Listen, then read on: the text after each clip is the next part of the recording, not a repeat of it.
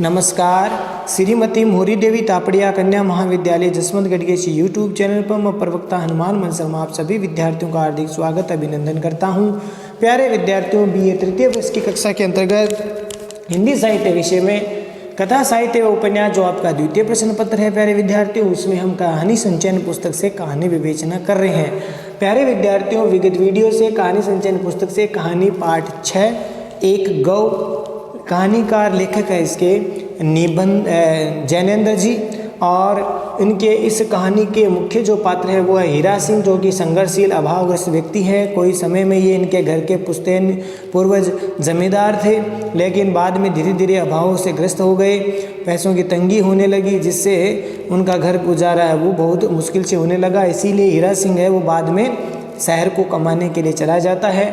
जोरावर सिंह जो है हीरा सिंह का जवान बेटा है प्यारे विद्यार्थियों। जवाहर सिंह है, क्षमा करना, जोरावर सिंह नहीं है, जवाहर सिंह है, जवाहर सिंह, ठीक है।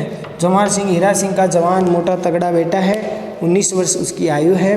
और सुंदरिया जो कि गाय है, और उसके साथ ये पूरी इर्द गिर्द कहानी सुंदरिया और हीरा सिंह के इर्द गिर्द ये कहानी घूमती है प्यारे विद्यार्थियों।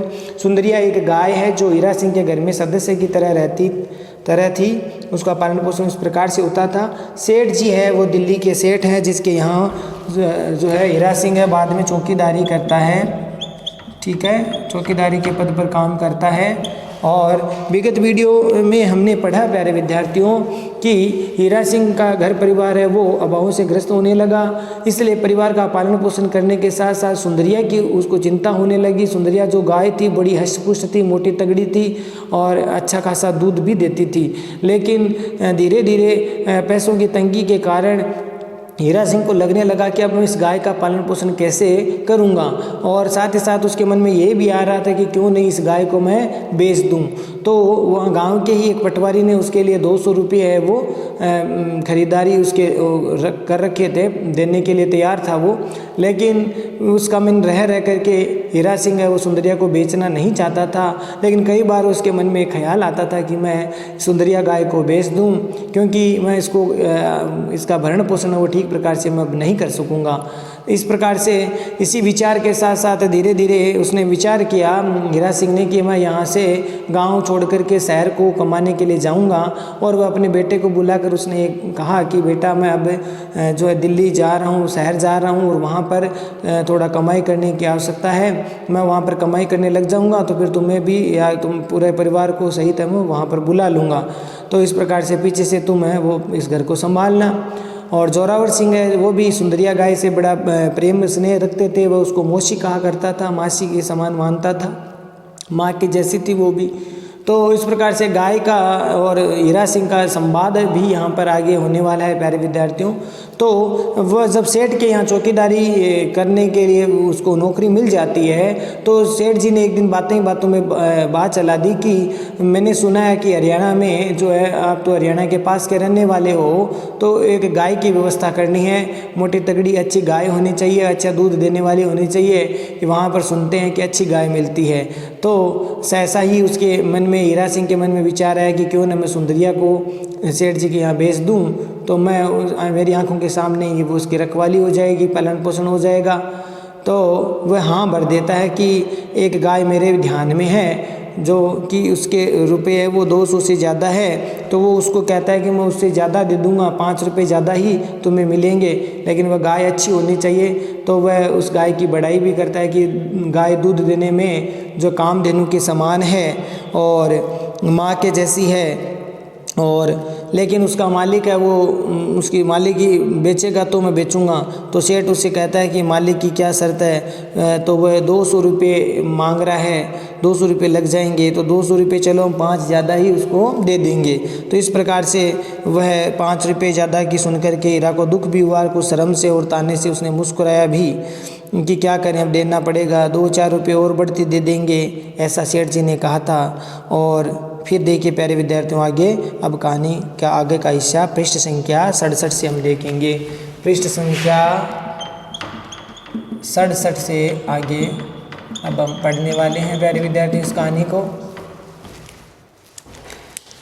तो ये अब तक की कहानी का जो मूल भाव मैंने समझा दिया। सेठ ने कहा, देखो गाय अच्छी है और उसके तले 15 सेर दूध पक्का है, तो 5-10 रुपये के पीछे बात कच्ची मत करना। सेठ जी ने कहा, अगर गाय वास्तव में दूध देने वाली है, अच्छी है और उसके तले 15 किलो दूध सेर दूध अगर पक्का वो देती है, 15 किलो दूध देती है, तो फिर 5-10 रुपये की तुम बात है वो कच्ची मत करना। 5-10 रुपये के लिए मत सोचना मैं 5-10 रुपये ज़्यादा दे दूँगा, ठीक है, लेकिन गाय अच्छी होनी चाहिए।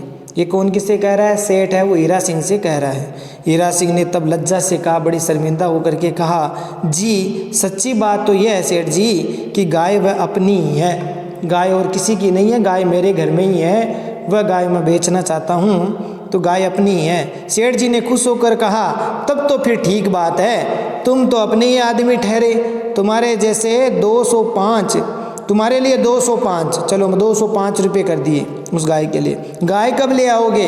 मेरी राय में आज ही ले जाओ,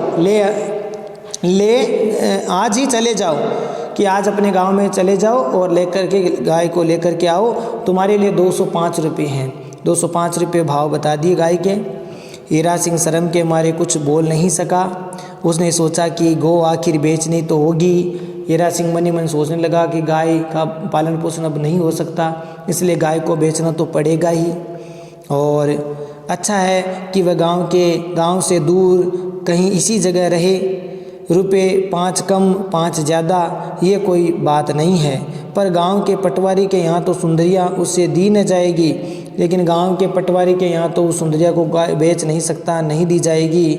उसने सेठ के जवाब में कहा, जो हुक्म, मैं आज ही चला जाता हूँ, लेकिन एक बात है, मेरा लड़का जवां राजी हो जाए तब है। कि देखो मैं चला तो जाऊँगा, लेकिन मेरा लड़के का नाम जवार है, वो लड़का अगर जवां राजी हो जाए तब है। वह लड़का बड़ा अक्खड़ है और गाय को प्यार भी बहुत करता है, वह अपनी माँ के जैसा समझता है, बहुत प्यार करता है, इसीलिए मैं जवार को राजी कराना पड़ेगा। जवार को राजी करूँगा और अगर वह जवार राजी हो गया तो मैं गाय लेकर के आ जाऊँगा। सेठ ने समझा ये कुछ और पैसे पाने का बहाना है। सेठ ने सोचा ये गाय का और थोड़ा पैसा लेना चाहता है। बोले, अच्छा 205 लेना, चल 207 सही, चलो 207 रुपये दे दिए, तुम्हें 207 रुपये गाय का भाव कर दिया। पर गाय लाओ तो दूध 15 सेर पक्के की शर्त है, ध्यान रखना 15 किलो दूध होना चाहिए उस गाय के। हीरा सिंह लाश से गड़ा जाने लगा। वह कैसे बताए कि रुपये की बात बिल्कुल नहीं है। 30 पर ये सेठ तो उसके अन्नदाता है, 30 पर यानी सेठ तो उसके अन्नदाता यानी नौकरी भी यहीं करता है, फिर ये ऐसी बातें क्यों करते हैं। उसे जवार की तरफ से सचमुच शंका थी कि जवार पता नहीं बेचने देगा कि नहीं बेचने देगा, उसकी शंका थी। लेकिन इन गरीबी के दिनों में गाय दिन पर दिन एक समस्या होती जाती थी कि गाय को पालना मुश्किल हो रहा था, उसको रखना भारी पड़ रहा था। पर अपने तन को क्या काटा जाता है, क्या अपने तन को क्या काटा जाता है, काटते कितनी वेदना होती है, भला अपने शरीर को कैसे काटा जाएगा, या काटते समय कितनी वेदना होती है। यही हीरा सिंह का हाल था कि आज घर के एक सदस्य को बेचना पड़ रहा है, ये मन ही मन सोच रहा था। सुंदरिया क्या केवल एक गौ थी, ये कौन मन ही मन सोच रहा है? हीरा सिंह। क्या सुंदरिया क्या केवल एक गौ थी, गाय थी? वह तो गौ माता थी, उसके परिवार का अंग थी। उसी को रुपये के मोल बेचना आसान काम न था। जैसे रुपये में किसी घर के सदस्य को बेचना जैसी बात हो गई, तो क्या ये आज उनको गाय को बेचना आसान काम था? ये गाय का बेचना आसान काम न था। पर हीरा सिंह को यह ढांढस था कि सेठ के यहाँ रहकर गौ उसकी आंखों के आगे तो रहेगी। और हीरा सिंह ने मन में ये कह लिया कि कम से कम गाय मेरे सामने तो रहेगी, मैं यहाँ की नौकरी भी करता रहूँगा और गाय की देखभाल भी करता रहूँगा, तो गाय उसके सामने ही रहेगी। ऐसा लगेगा कि वह गाय खुद ही पाल रहा है, ऐसा ही लगेगा। उसकी टहल करके यहाँ उसके चित्त को कुछ तो सुख रहेगा, उसकी टहल करके उसकी सेवा करके उसको कुछ तो उसके मन को सुख मिलेगा। तब उसने सेठ से कहा, रुपये की बात बिल्कुल नहीं है सेठ जी, वह लड़का जवार ऐसा ही है, मेरा लड़का जवार ऐसा ही है, पूरा बेबस जीव है। खैर आप कहे तो मैं आज ही जाता हूँ, उसे समझा बुझा सका तो गौ को लेता ही आऊँगा, उसका नाम हमने सुंदरिया रखा है। सेठ जी से क्या कही बात? सेठ जी से हीरा सिंह ने कहा, रुपये की बात बिल्कुल नहीं है सेठ जी, मेरा लड़का थोड़ा जंवार है ही, ऐसा अक्खड़ स्वभाव का है, पूरा बेबस जीव है। खैर आप कहे तो मैं आज ही चला जाता हूँ और उसे समझा बुझा करके गौ को लेके आता हूँ। वैसे उस गाय का नाम हमने सुंदरिया रखा है। हाँ लेते आना, पर 15 शेर की बात है ना, देख भाई 15 किलो दूध होना चाहिए, लेते आना। इत्मीनान हो जाए तब सौदा पक्का रहेगा भाई, इत्मीनान हो जाए, 15 किलो दूध पक्का होना चाहिए तभी सौदा पक्का होगा। रुपये चाहिए तो ले जाओ, अभी रुपये चाहिए तो ले जाओ। हीरा सिंह बहुत से लज्जित हुआ, बहुत ही लज्जित हुआ। उसकी गौ के बारे में बेएतबारी उसे अच्छी नहीं लगती थी। उसने कहा, जी रुपये कहाँ जाते हैं, फिर मिल जाएंगे, पर यह कह देता हूँ कि गाय वह एक ही है, मुकाबले की दूसरी मिल जाए तो मुझसे जो चाहे कहना कि गाय इतनी एक नंबर की है गाय, है ना। ये कहना चाहता है कि जी रुपये कहाँ जाते हैं, फिर मिल जाएंगे, पर यह कह देता हूँ कि वह गाय एक ही है, मुकाबले की कोई दूसरी गाय उसके बराबर कोई मिल जाए तो मुझे जो आप कह देना। सेठ साहब ने स्नेह भाव से 100 रुपये मंगाकर उसी वक्त हीरा सिंह को थमा दिए और कहा, देखो हीरा सिंह, आज ही चले जाओ, और गाय कब आ जाएगी, परसों तक? क्या गाय परसों तक आ जाएगी? हीरा सिंह ने कहा, यहाँ से 50 कोस गांव है सेठ जी, और 3 रोज़ तो आने जाने में ही लग जाएंगे, 3 दिन लग जाएंगे। 50 कोस यहाँ से गांव है तो 3 दिन तो लग ही जाएंगे आने जाने में। सेठ जी ने कहा, 50 कोस, 30 कोस की मंजिल एक दिन में की जाती है, तो मुझको क्या समझते हो? अरे 30 कोस तो पैदल चल सकते हैं, जा सकते हैं, मुझको तुम क्या समझते हो? 30 कोस की मंजिल सेठ पैदल एक दिन छोड़ 3 दिन में ही कर ले तो हीरा सिंह जाने, लेकिन वह बोला नहीं। अरे 30 कोस की मंजिल को सेठ पैदल एक दिन छोड़ 3 दिन में ही कर ले तो हीरा सिंह जाने। भाई ये बात कहना चाहता है हीरा सिंह कि सेठ जी अगर इस 3 कोस की मंजिल को एक दिन छोड़ 3 दिन में ही कर लेना तो हीरा सिंह जाने, लेकिन वो बोला नहीं। सेठ ने कहा, अच्छा तो चौथे दिन गाय यहाँ आ जाएगी, चौथे दिन यहाँ गाय आ जाएगी? हीरा सिंह ने कहा, जी कम से कम 5 पूरे रोज़ तो लग ही जाएंगे, 5 दिन तो लग ही जाएंगे लाने में। सेठ ने कहा, 5? हीरा सिंह ने विनीत भाव से कहा, दूर जगह है सेठ जी, क्या करें, दूर है, थोड़ी दूर जगह है सेठ जी। सेठ जी ने कहा, अच्छी बात है, पर देर मत लगाना, यहाँ काम का हर्ज होगा, देखो तुम्हारे बिना काम भी यहाँ पर अटक जाएगा ना, इसीलिए काम का हर्ज होगा, और जानते हो, ये तो तुम जानते ही हो। खैर इन दिनों तुम्हारी तनख्वाह न काटने को कह देंगे। हाँ ये 5 दिन तुम चले जाओगे तो हम तुम्हारी तनख्वाह नहीं काटने देंगे, इसके लिए मैं मुनीम से कह दूंगा। इस तरह से बात कहना चाहते हैं सेठ जी ने कि इस 5 दिनों में तुम्हारी तनख्वाह नहीं कटेगी। हीरा सिंह ने जवाब में कुछ भी नहीं कहा और वह उसी रोज़ चला भी गया और उसी दिन वहाँ से चला गया अपने गांव की तरफ।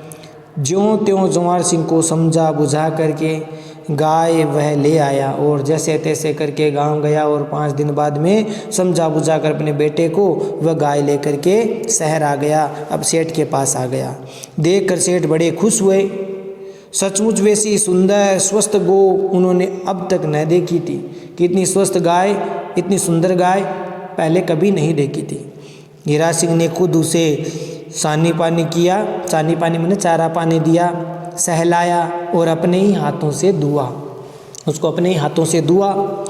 दूध 15 सेर से कुछ ऊपर ही बैठा था, 15 किलो से ज़्यादा ही हुआ। सेठ जी ने खुशी से 200 के ऊपर 7 रुपये और हीरा सिंह को दिए और अपनी घोसी को बुलाकर गो उसके सुपुर्द कर दी और हीरा सिंह को दे दिए और उसने घोसी को, जो गाय पालने वाला काम करता था, उसके सेठ के यहाँ उसको गो सुपुर्द कर दी, सौंप दी।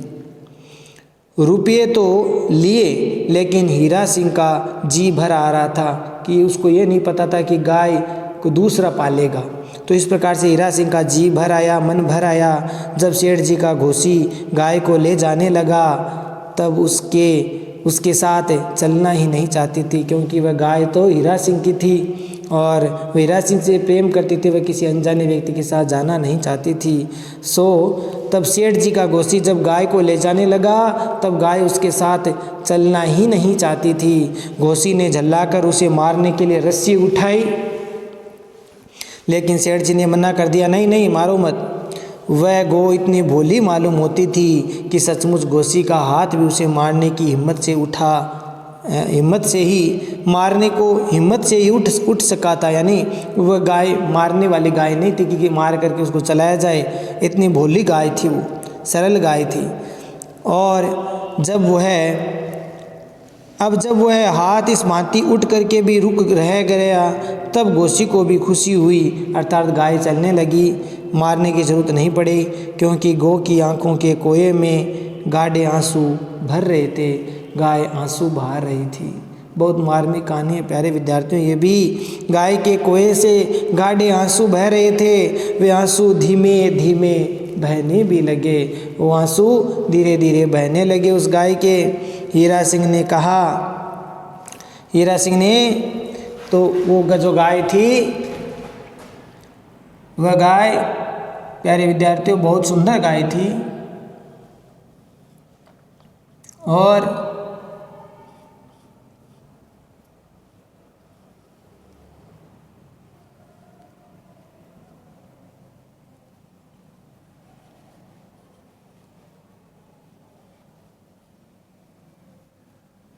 बड़ी भोली गाय, सुंदर गाय थी और बड़ी भोले स्वभाव की सी थी।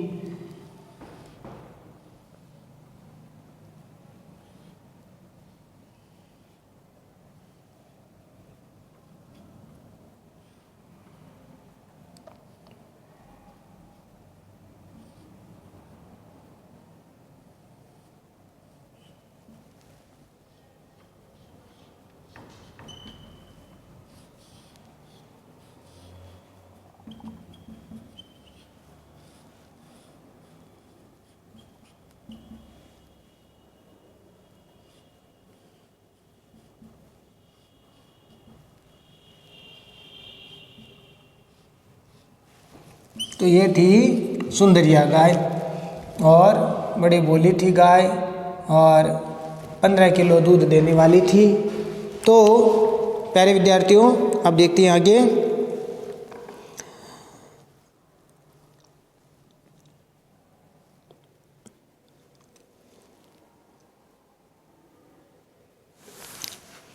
हीरा सिंह ने कहा, पृष्ठ संख्या 68 पर है प्यारे विद्यार्थियों। हीरा सिंह ने कहा, सेठ जी इस गौ की नौकरी मुझे कर दीजिए। हीरा सिंह ने सेठ जी से कहा कि इस गौ की नौकरी मुझे कर दीजिए, यानी मैं इसकी साना पानी देखभाल मैं करूँगा, ये नौकरी मुझे दे दीजिए। चाहे तनख्वाह में 2 रुपये कम कर दीजिए, चाहे मुझे तनख्वाह में 2 रुपये कम कर दीजिए, लेकिन गाय का काम मुझे करने दीजिए। सेठ जी ने कहा, हीरा सिंह तुम्हारे जैसे ईमानदार चौकीदार हमें दूसरा कौन मिलेगा? तुम बहुत ईमानदार आदमी हो, और तुम्हारे जैसा ईमानदार चौकीदार मुझे नहीं मिल सकता, इसलिए चौकीदार किसको लगाएंगे फिर? तनख्वाह तो हम तुम्हारी 1 रुपया और भी बढ़ा सकते हैं, पर तुमको ड्यूटी पर ही रहना पड़ेगा, तुम्हें यहाँ पर इस घर में ही रहना पड़ेगा, चौकीदारी करनी ही पड़ेगी। गौ ने सुनकर जरा ठीक है, यहाँ आगे चला गया प्यारे विद्यार्थियों। हाँ, उस समय हीरा सिंह को बहुत दुख हुआ। वह दुख इस बात से और दुस्सह हो गया कि सेठ का विश्वास उस पर है। सेठ को, हीरा सिंह को उस समय बहुत दुख हुआ कि अब क्या करूं मैं। वह दुख इस बात से और दुस्सह हो गया, और कठिन हो गया कि सेठ का विश्वास उस पर है, सेठ विश्वास भी करता है उस पर। वह गौ को संबोधित करके बोला, कौन? वह शब्द किसके लिए आए प्यारे विद्यार्थियों? हीरा सिंह के लिए। तो हीरा सिंह है गौ को संबोधित करके बोला, जाओ बहिनी जाओ, जाओ बहिनी अब जाओ। गाय को संबोधित करके बोला कि जाओ बहिनी जाओ। सेठ जी ने कहा, हीरा सिंह, गौ ने सुन करके मुंह जरा ऊपर उठाकर हीरा सिंह की तरफ देखा, मानो पूछती हो जाऊं? तुम कहते हो जाऊं। ऐसा संवाद यहाँ पर भाव देखिए व्यक्त हुआ है। जैनेन्द्र कुमार जी ने इस कहानी के माध्यम से भाव व्यक्त किया है कि गौ ने जैसे ऊपर मुंह उठा करके हीरा सिंह की तरफ देखा और मानो पूछती हो जाऊं? तुम कहते हो जाऊं? हीरा सिंह उसके पास आ गया, उसने उसके गले पर थपथपाया, माथे पर हाथ फेरा, गलबंद को सहलाया और कांपती वाणी में कहा, जाओ बहिनी सुंदरिया जाओ, मैं कहीं दूर थोड़ी हूँ, मैं तो यहाँ ही हूँ, तुम मुझे दूर मत समझना, मैं तुम्हारे पास ही हूँ, मैं यहीं हूँ। हीरा सिंह के आशीर्वाद से भीगती हुई गौ चुप खड़ी थी। जाने की बात पर सिर जरा मुंह ऊपर उठी और भरी आंखों से उसे देखती हुई मानो पूछने लगी हो कि जाऊं, तुम कहते हो जाऊं। ऐसा लग रहा था कि वह गाय सिर उठा करके हीरा सिंह की तरफ देख करके ये कह रही हो, संवाद कह रही हो कि तुम कहते हो मैं जाऊं। हीरा सिंह ने थपथपाते हुए पुचकार करके कहा, जाओ बहनी, सोच न करो, जाओ अब तुम। फिर घोसी को आश्वासन दे करके कहा कि लो अब ले जाओ, अब चली जाएगी। उस घोसी को कहा, जो गाय पालने वाला था सेठ का, उसको कहा कि अब तुम ले जाओ, अब ये चली जाएगी। यह कहकर हीरा सिंह ने गाय के गले की रस्सी अपने हाथों उस घोसी को थमा दी। प्यारे विद्यार्थियों, उस गाय की जो रस्सी थी उस घोसी को दे दी। गाय फिर चुपचाप डग घोसी के पीछे पीछे चली गई। हीरा सिंह एक टक देखता रह गया। उसने आंसू नहीं आने दिए। दुख तो बहुत हुआ था, लेकिन आंखों के आंसू आंखों में ही रह गए। और हाथ के नोटों को उसने जोर से पकड़ रखा। नोटों पर वह मुट्ठी इतनी जोर से कस गई कि अगर उन नोटों में जान होती तो बेचारे रो उठते। कितनी सुंदर लाइन लिखी है प्यारे विद्यार्थियों जैनेंद्र कुमार जी ने, कि नोटों पर वह मुट्ठी इतनी जोर से उसने कस रखी थी। दुख बहुत हो रहा था कि क्या करें, मजबूरी ऐसी है। तो मुट्ठी इतनी जोर से कस गई कि अगर उस नोटों में अगर जान होती तो वह बेचारे रो उठते। वे कुचले कुचलाए मुट्ठी से बंधे रह गए। यानी वो रुपये भी हीरा सिंह को अच्छे नहीं लग रहे थे, लेकिन क्या करते, मजबूरी थी। अब पालन पोषण परवरिश उसकी नहीं हो पा रही थी गाय की। उसके बाद सेठ जी वहाँ से चले गए और हीरा सिंह भी चलकर अपनी कोठरी में आ गया। कुछ देर वह उस हवेली की डोडी के बाहर शून्य भाव से देखता रह गया। शांति से, शून्य से, अवाक सा, एकदम से शांत सा, शून्य सा होकर के एकटक देखता रह गया। भीतर हवेली, बाहर बिछा शहर, जी के पार खुला मैदान और खुली हवा थी, और उनके बीच में आने जाने का रास्ता छोड़े हुए, फिर भी उसे रास्ते को रोके हुए ये ड्योढ़ी थी। यानी वह जो रास्ते में जो ड्योढ़ी थी, जो पहरेदार, जो चौकीदार जो जहाँ रहते थे, वो ड्योढ़ी द्वार। कुछ देर तो वह इस तरह से देखा किया, फिर मुंह झुकाकर हुक्का गुड़गुड़ाने लगा, हुक्का पीने लगा। अनबूझ भाव से वह इस व्याप्त विस्तृत शून्य को देखता रहा, विस्तृत आकाश को देखता रहा, शून्य को देखता रहा। लेकिन अगले दिन गड़बड़ उपस्थित हुई। अब अगले दिन की बात है प्यारे विद्यार्थियों। अगले दिन गड़बड़ उपस्थित हुई। सेठ जी ने हीरा सिंह को बुलाकर कहा, ये तुम मुझे धोखा तो नहीं देना चाहते? गाय के नीचे से सवेरे 5 सेर भी दूध नहीं उतरा। देखो, कल तो तुमने 15 किलो दूध दिखा दिया, लेकिन आज सवेरे जब घोसी ने दुआ तो उसमें 5 सेर दूध भी नहीं निकला।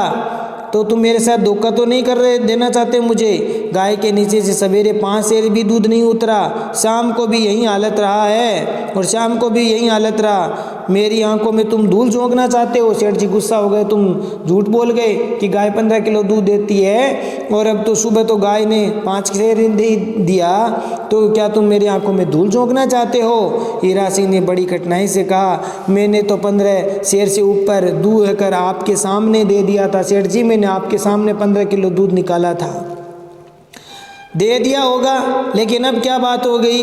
जो न तुमने और उसे कोई दवा खिला दी हो सकता है कोई दवाई खिला दी ज़्यादा दूध वाली देने वाली, इसलिए शायद तुमने मेरे सामने दूध ज़्यादा दिखा दिया। हीरा सिंह का जी दुख से और गलाने से कठिन हो पाया। बहुत दुखी हुआ हीरा सिंह। उसने कहा, दवा मैंने नहीं खिलाई और कोई दवा दूध ज़्यादा नहीं निकलवा सकती। इससे आगे और मैं कुछ नहीं जानता। मैं कोई दवाई नहीं दी मैंने, और ऐसी दवाई कोई नहीं जो दूध ज़्यादा निकलवा सके। इससे आगे मैं और कुछ नहीं जानता सेठ जी। सेठ जी ने कहा, तो जाकर अपनी गाय को देखो, अगर दूध नहीं देती तो क्या मुझे मुफ्त का जुर्माना भरना है? क्या मैं मुफ्त में 207 रुपये जुर्माने के भरूंगा? अगर दूध नहीं देती तो क्या मुझे मुफ्त का जुर्माना भुगतना है? हीरा सिंह गाय के पास गया और वह उसकी गर्दन से लगाकर खड़ा हो गया। उसकी गर्दन से गर्दन लगाकर खड़ा हो गया। उसने गाय को चूमा, फिर कहा, सुंदरिया, तुम मेरी रुसवाई क्यों करवाती हो? तुम मेरी इस प्रकार से हंसी क्यों उड़वाती हो? क्यों मुझे ऐसे गलत साबित कर रही हो? तेरे बारे में मैं किसी से धोखा करूँगा कि मैं तुम्हारे बारे में किसी से धोखा थोड़ी करूँगा। तो प्यारे विद्यार्थियों, आज हम 69 पृष्ठ तक 69 पृष्ठ तक ही लेंगे। 69 पृष्ठ तक हम आज पढ़ेंगे। शेष पृष्ठ है वो आगे की कक्षा में लेंगे, आगे की वीडियो में लेंगे। तो आशा करता हूँ यहाँ तक आपको समझ में आ गया होगा।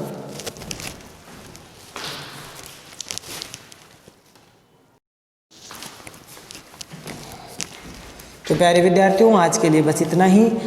आगे की वीडियो में ये जो मर्माहंत कहानी है, बहुत ही मार्मिक कहानी है एक गो जैनेंद्र कुमार जी की, इनके आगे के गद्यांशों को, आगे के पाठ को हम फिर लेकर के आज होंगे। तब तक के लिए यहाँ तक जो पढ़ा है उसको आप ठीक प्रकार से समझें और पढ़ें और इसको ठीक प्रकार से समझने का प्रयास करें। प्यारे विद्यार्थियों, बहुत अच्छी कहानी है ये। और चैनल को लाइक, शेयर और सब्सक्राइब करना ना भूलें। जय भारत, जय हिंदी। धन्यवाद विद्यार्थियों।